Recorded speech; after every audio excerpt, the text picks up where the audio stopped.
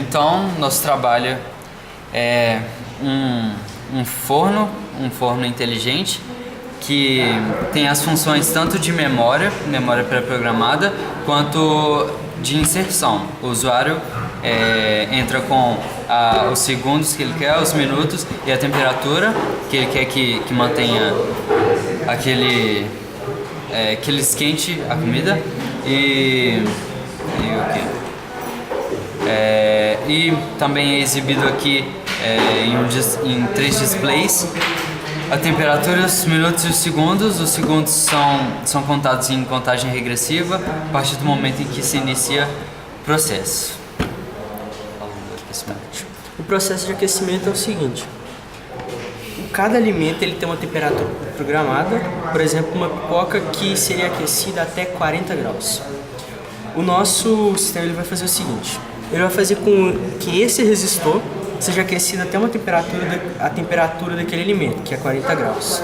E a partir do momento que ele alcança essa temperatura, a contagem regressiva com o tempo referente àquele alimento vai começar, e nesse período a gente vai usar um sistema de on-off para manter aquela temperatura. Se ele passou da temperatura, ele desliga; se ele está abaixo, ele liga.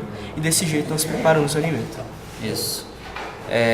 Então, como dá para notar, não funcionou esses displays aqui. Talvez não tenha sido bem montado, não sei. Talvez algum erro no código,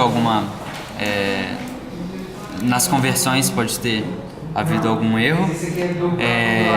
Esses displays, o primeiro aqui mostra os segundos, que os segundos foram aceitos, porque existem faixas de segundos, por exemplo, de 0 a 30, de 0 a 60, minutos de 0 a 10 e temperatura de 30 a 50, segundos, minutos e temperatura.